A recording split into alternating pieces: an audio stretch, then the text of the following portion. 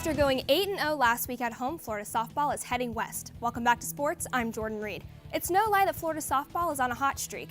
After hosting and sweeping the Aquafina Invitational last weekend, the Gators are heading out to California, where they are going to compete in the Judy Garman Classic. Currently, the Gators are on an 8-game win streak and are 16-1 on the season. As for the tournament, Florida starts play with a doubleheader today. The first game is set for tonight at 5:30, where they will face Loyola Marymount. Following that, they will go up against Cal State Fullerton.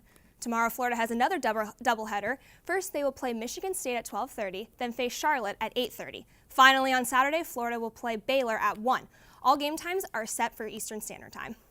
After shutting out the UNF Ospreys in Jacksonville on Tuesday night, it was the Gator offense that did the damage on Wednesday.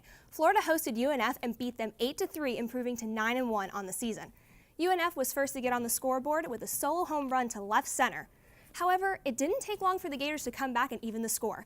In the second inning, junior shortstop Jonathan India hit his third homer of the season. The Ospreys went up again in the top of the fourth, but all it took was for the Gators to find their rhythm in the fifth inning to blow past UNF. J.J. Schwartz and India hit back-to-back homers, and freshman Brady Smith hit his first career homer of the season. After the game, India said he was impressed with the freshman's play. Yeah, no, definitely. I mean, freshmen producing like that, that's awesome for us. It's a huge for our team. He's swung well tonight. Next up, the Gators will host Stony Brook in a 3-game series, which begins tomorrow at 6:30. Several Gators will be participating in this year's NFL Combine, hoping to improve their stock before the NFL Draft in April. 6 Gators head to Lucas Oil Stadium in Indiana. Florida's most notable prospect, defensive lineman Taven Bryan, is projected to go in the draft's first or second round. Other Gator veterans, such as defensive back Duke Dawson, safety Marcel Harris, and wide receiver Antonio Callaway, will all be there as well. Special teams are also getting some love. Kicker Eddie Piñeiro and punter Johnny Townsend will also look to be drafted. Well, there's just one more regular season game left for Florida men's basketball before the SEC tournament. A regular season finale with Kentucky can have a huge impact on the seeding for the tourney next week. On Saturday, the Wildcats will travel to the Ville to take on the Gators, a team they already lost to this season back in Lexington.